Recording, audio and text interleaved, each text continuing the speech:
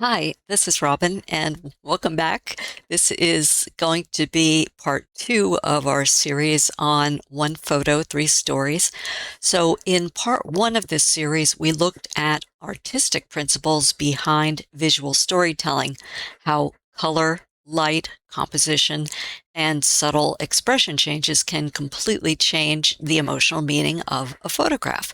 In this video, we're going to put those ideas into practice by building a story of sadness, loneliness, or isolation, step by step from this original image here in Photoshop.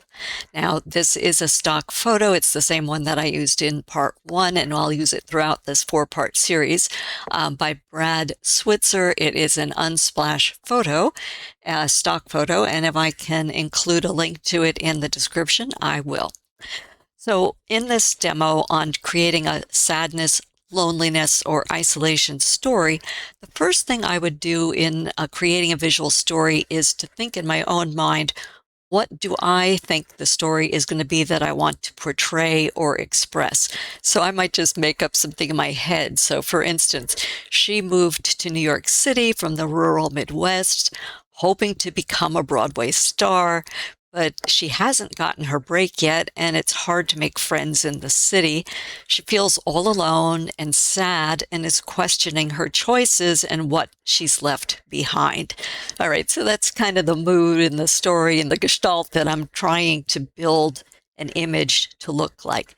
Now, when I think of sadness and loneliness, I think of it as associated with cooler colors, more subdued saturation, deeper shadows, more negative space, and softer details.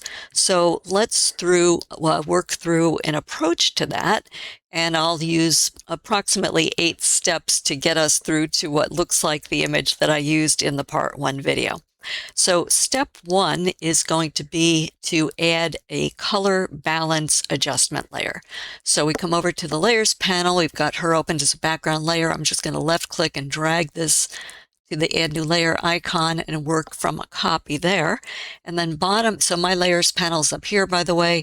My properties panel is down at the bottom, and my toolbar is docked right.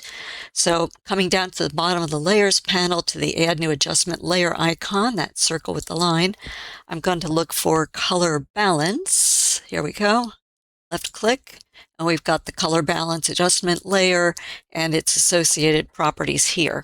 So what I want to do is, looking at the properties, start with the midtones, okay? So you have the choice of midtones, shadows, or highlights. So I'm going to start with the midtones, and I want to start skewing the image color towards the blues. So down here with the blue, I'll just start moving this and watching the image and seeing how it changes and just adjust it to taste.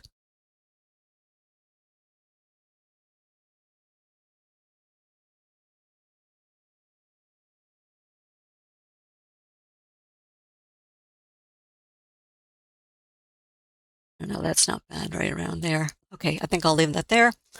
And so then I also want to push some cyans as a different type of blue. So we have to move towards the cyans to the left on that slider. Sort of balance or temper the blues a little bit. I just go a little at a time until I see what I like, okay? And then I also want to get, so this is skewing a little magenta to my eye, so I want to move away from the magenta and a little bit towards the green to counterbalance that.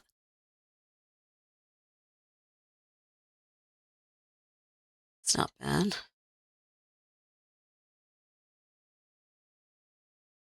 I'd sort of like to go somewhere in between, so how about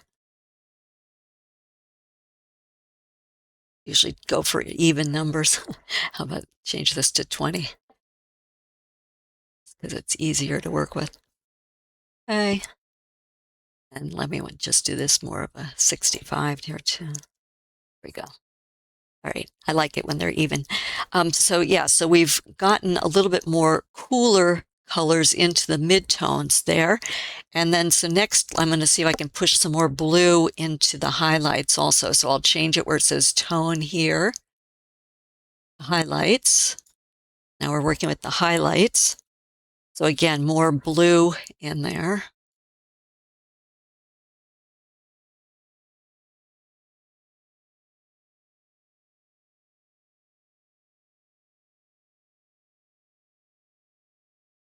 Right. Then again, more cyan.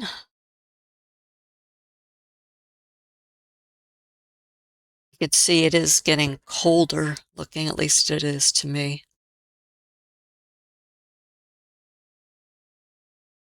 Too much. I want it to look like she's been in a meat locker forever here.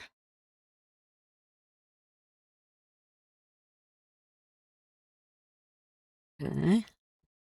And then again, that she's going really magenta, so let me see if I can counteract that.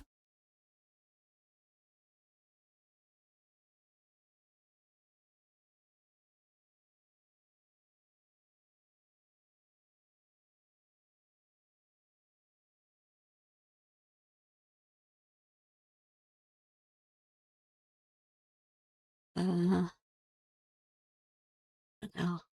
I'll leave that there. Oh.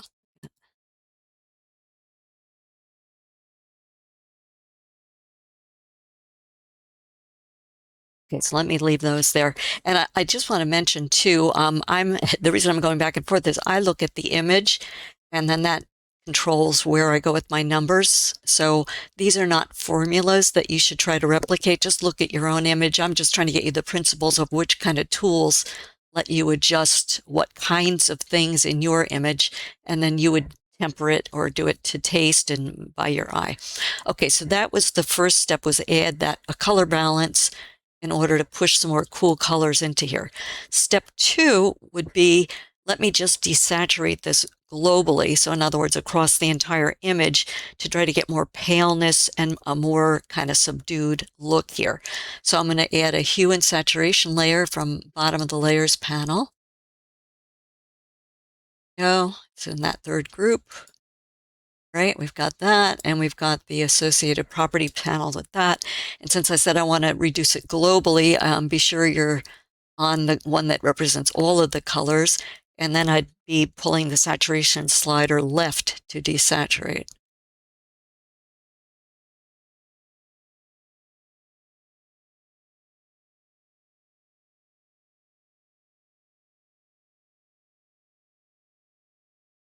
It's not bad.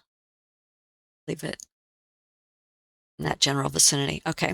Step 3, I want to try to flatten the contrast a little bit by lifting the blacks. So I'm going to add a curves layer next.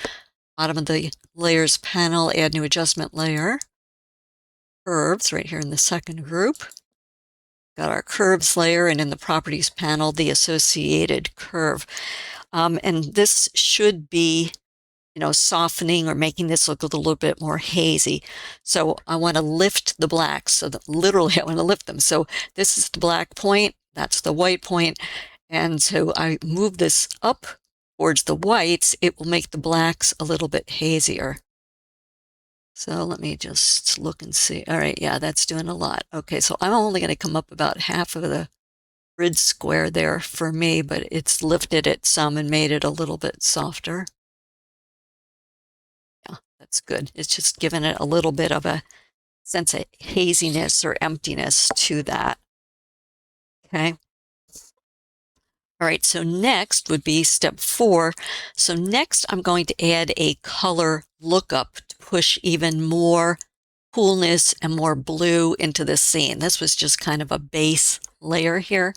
And another term for color lookup is LUT, or lookup table. Okay, so bottom of the layers panel, add new adjustment layer. We're going to look for color lookup right there. Oops. Click on that. And then we come to the properties panel associated with that layer, and it says 3D LUT file, and then this is where you see the list of LUTs. So you go to that little down arrow, and I have a lot of them. I don't know, you might have more, you might have less, but you can look and try to find something that would work for you color-wise in your list of LUTs, depending on the mood or the story that you're building. And since I said I want blue, I'm going to go with this ice blue here. And you'll see that there are different file extensions. Some of them are cube, some are 3DL, so it just depends. All right, so this is pretty intense, and I want to darken it somewhat. So I'm going to, with that layer still active, right above it are the blend modes where it says normal. There's a pull-down menu, and I want to multiply that and make it darker. Okay, that's pretty intense. So if it's super intense like that, then the next thing you can do while you're there is right across from there, lower the opacity. Right now it's at 100%. So you can either click on that little down arrow and pull the slider, or you can do what I like to do and just left click and drag. So it's like a scrubby kind of a thing until you see getting to a color that you like. That's too much out. Really want it, especially for the video, to be pretty obviously blue. All right, so I'm going to leave it there.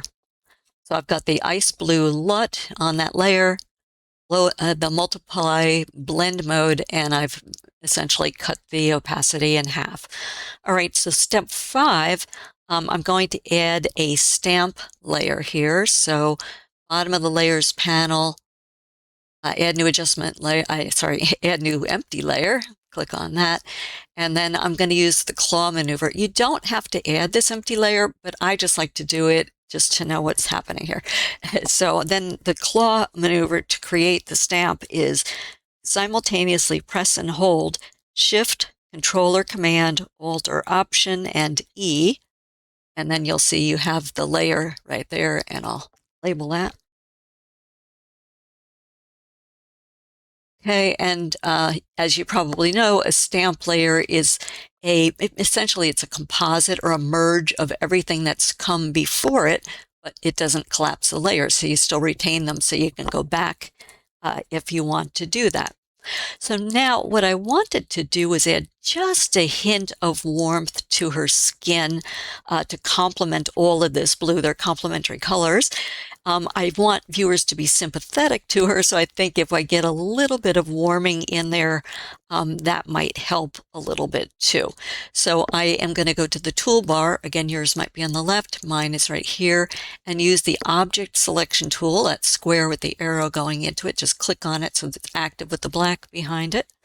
And then on the options bar across the top here, I'm going to select people. I'm waiting for Photoshop to detect, and Photoshop has detected her, and you can see as I hover it over it, it has detected her. What I want to do is click on her so that I get the list of the different things within her that can be selected. Okay, and what I want to do is select her skin. So let's see here, what do we got? Her nose, ears, facial skin, upper body skin, arms, and hands. Okay, so those are all the skin. I skipped her lips because they're not part of the skin. So once you identify the areas that you want to select, then you click Apply, and you wait for Photoshop to do its thing. And now it has made the selection of those areas of her. So now what I want to do is add a solid color adjustment layer with a little bit of yellow. So bottom of the layers panel, add new adjustment layer, all the way down practically to solid color. And I want to use a yellow.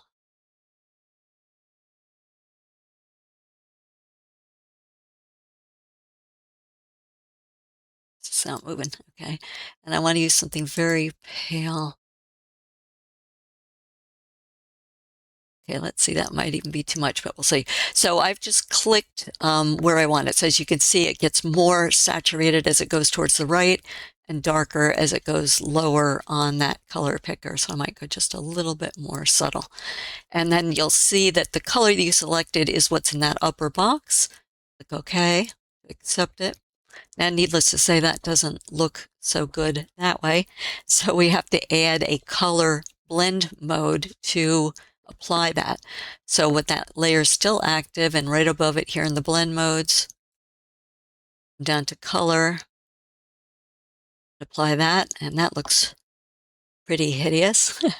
So now we have to lower the opacity so that she doesn't look like a monster. So come right across to opacity, click or drag, reduce the opacity. Again, my point is not to make her scream like yellow or something. I just want to warm her skin up a little bit. It's not bad, but yeah, let me leave it at 20%. All right. So I think, let's see. Yeah, see that warmed it up just a hint, but it's still in the blues and the cool feel to it. Okay, so the next thing I want to do is I ignored her lips, but they're kind of rich in their color and they're drawing attention. So I want to dull that mouth color just a little bit. So I'm going to do the same kind of thing that I just did a moment ago. And I want to use the object selection tool. Come back over to select people. Click to choose her. And I want her mouth this time. Click apply. And we'll select that. Okay, so now I want to again go back to the color balance again. So we're coming to the bottom of the layers panel. Add new adjustment layer. Color balance.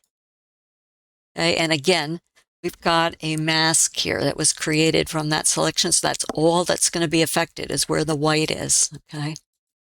So I want to move away from the magentas towards the greens a little bit here. And I am working on the midtones just in case you're wondering about that. Again, I just have to watch her mouth and yeah, watch it go a little bit dull. It's almost like something you'd do if you were making her cold, like she was out in the snow or something. That's not bad. Again, I like to do it on whatever number. So, okay, so we've got that at, towards the green now. So that just dulled that very pinky magenta color down a little bit. And if you'll hold on just a minute, I'm going to pause for just a moment because it's hot here today and I'm getting dehydrated. Hold on. Okay, so we've taken care of her lips. So then the next thing I want to do is step number 6, which is some cleanups in this image. So to do that, I think what I'll do is I'll add another stamp layer. So bottom of the layers panel, new layer icon, the box with the plus, and then do the claw maneuver again, the shift, control or command, alt or option and E, another stamp layer.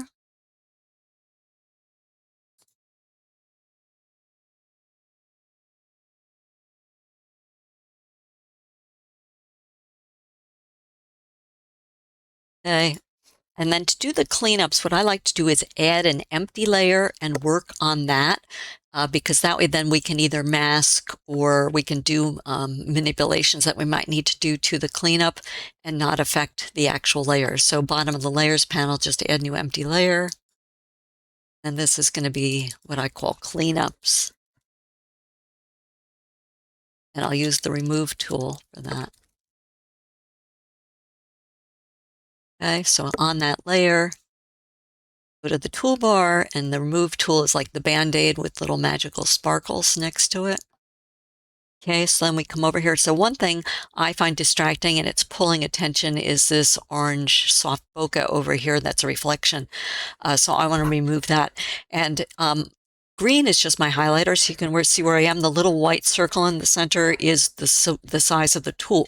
So I'm going to use the right bracket key and make that just a little bit bigger than the thing that I want to remove, and then I'll just click and wait.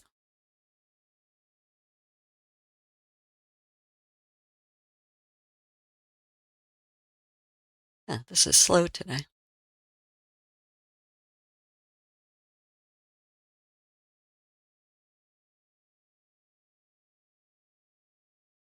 Okay, so that's gone.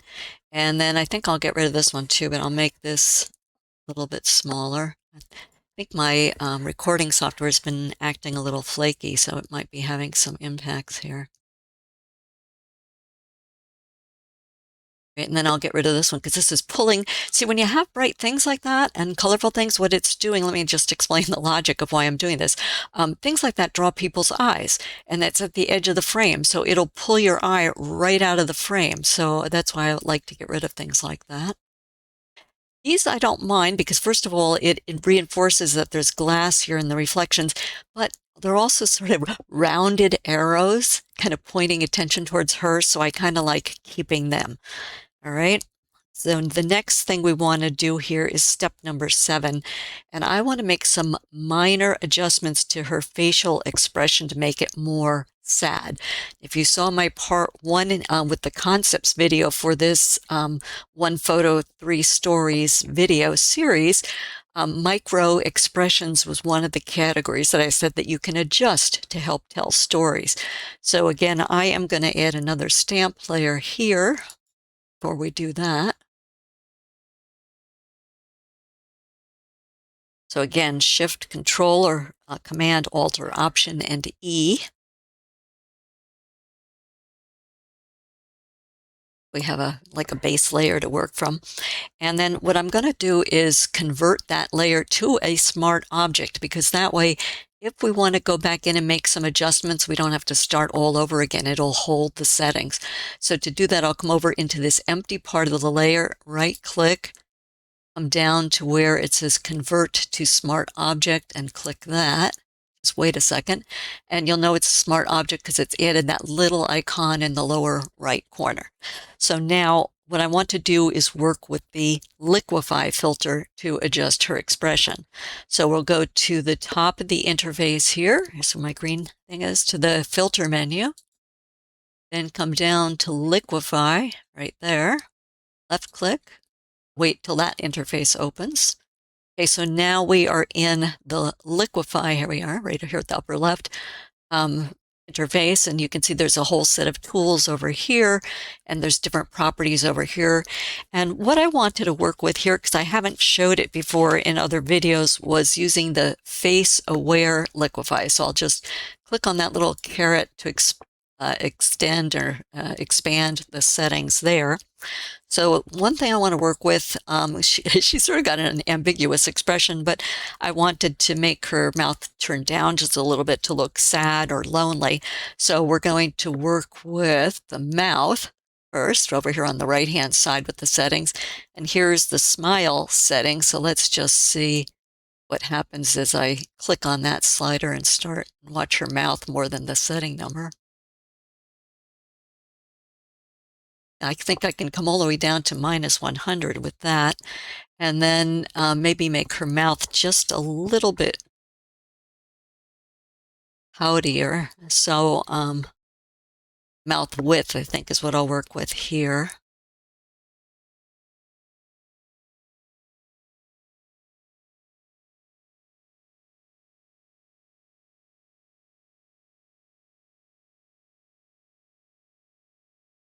All right, I'll stay there. And then the mouth height.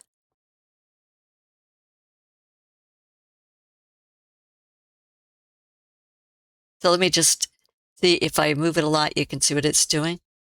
So I want to have a little bit of, it's too much. Almost want to make it look like she's a little bit, there we go. Mouth is a little bit open. And then since this is really the only eye that's visible, under the eyes, I want to work with the eye tilt a little bit too. So here's the left eye, here's the right eye. So again, let me just watch the image and I'll just slide these to extremes so you can see what it's doing.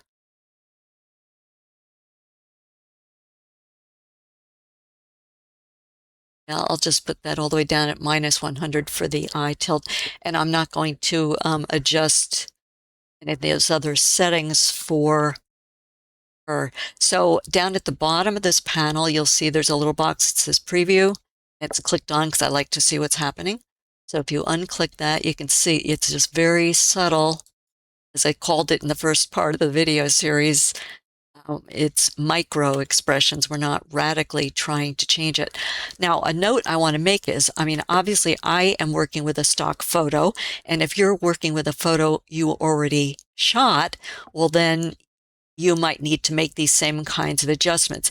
If you were building a story and working with a model, then you can get the expression that you want with them when you're shooting and capturing the photos. So you may not need to do this step, but I just wanted to be able to show you in case you're working with a pre-shot image and you need to make adjustments. Okay, and I'll click OK to accept that and send it back. Here we go.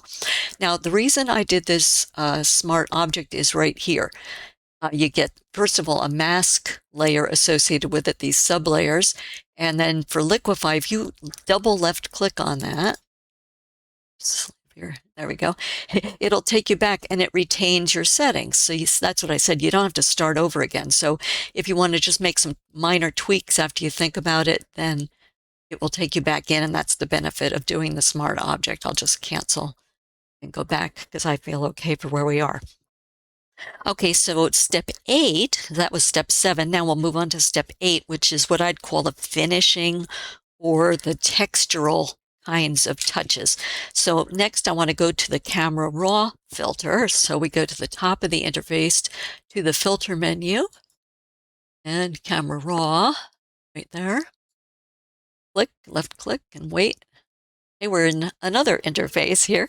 And so now what I want to do is come to the effects panel, and either my highlighter will come back or it won't. Sometimes it does funky things when we change. So I'm over here on the right-hand side under effects, if you see my cursor moving around here. And I want to add a little bit of haze, just a touch. So I'm going to the haze slider under effects.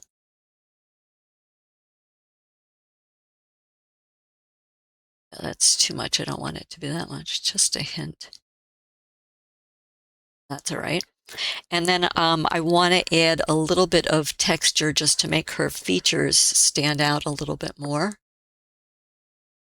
So we can, again, the texture slider under the effects panel.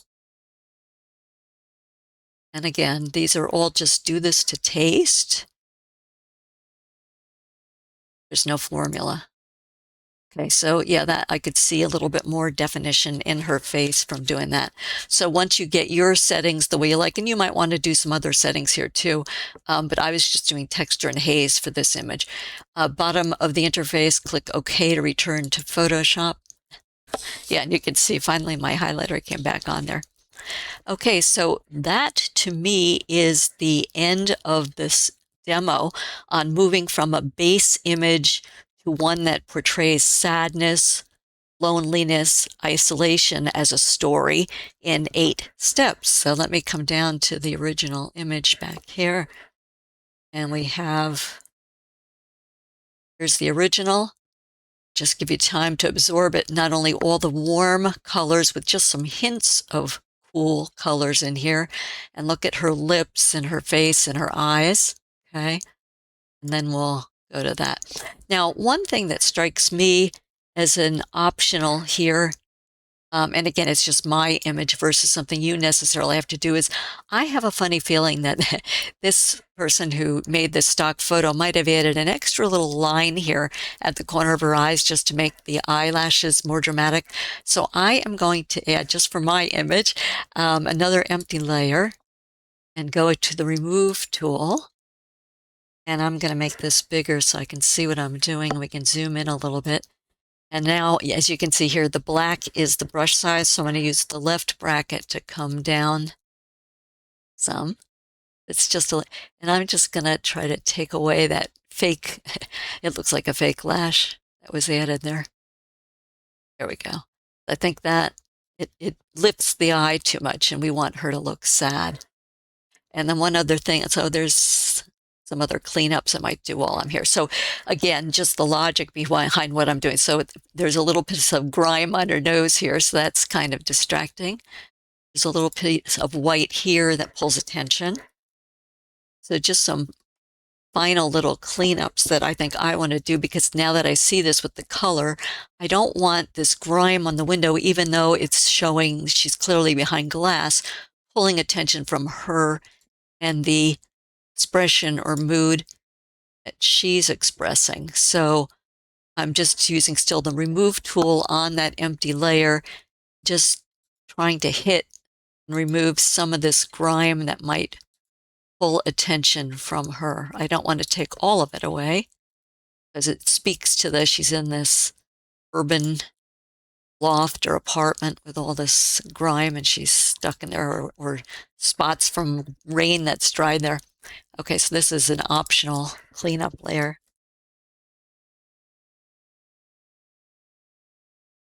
Again, with the remove tool.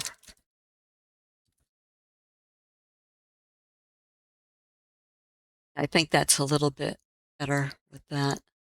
I feel like there's fewer distractions. Anything that keeps your audience looking where you want them to look, that's a good thing.